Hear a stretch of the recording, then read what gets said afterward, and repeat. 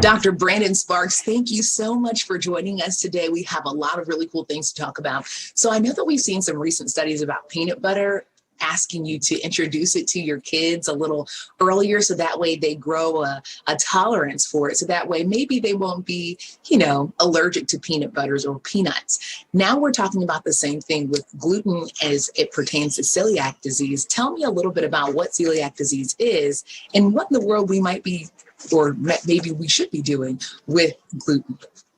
Of course. So celiac disease, a little bit different than an allergy, but it is an autoimmune disease that's triggered by the ingestion of gluten. And gluten is a protein that's found in wheat, barley, and rye products.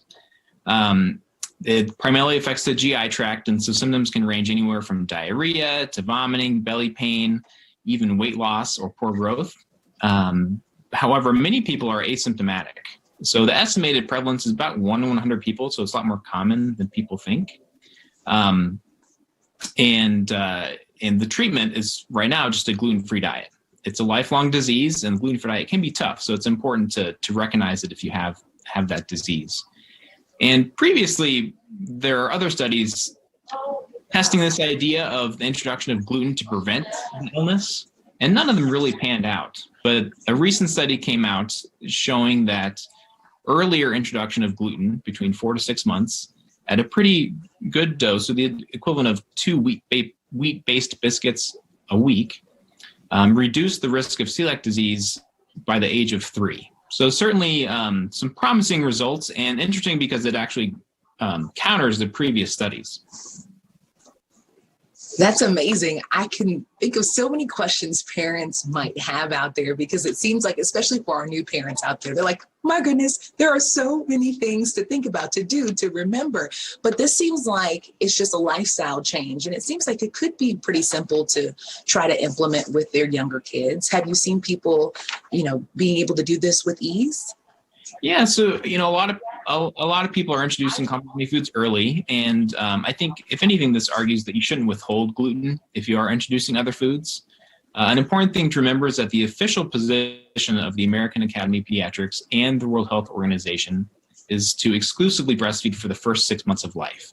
However, a lot of people are introducing foods earlier, and I think those who are should keep this in mind, that you shouldn't withhold gluten from those children, because it could be beneficial. And the decision to introduce complementary foods can be a tough one. Each child is different and may not be ready at the same time as any other child. So I certainly encourage any parent to discuss this introduction with their pediatrician, just to make sure they're ready and it's done in a safe way. With this study and others like it, how will this impact your work? Well, I think the important thing is that, our field is always evolving. These are questions, as you mentioned, they're tough questions for parents, and anything we can do to provide more evidence on what is best for each child is very important. So, I think keeping this in mind as we counsel parents on when and what to introduce their child to is important.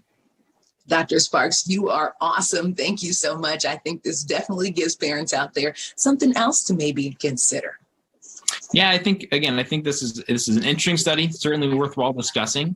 I also just want to let folks know that if there is a question of celiac disease in the family or in a child, here at Riley Hospital for Children, we are developing a celiac disease clinic that will be primarily telehealth focused, so connecting via video like we are, and should be a great resource for kids around the state. Love it so much. Thank you very much. And of course, enjoy your Friday. Thank you. You too. It was a pleasure being with you.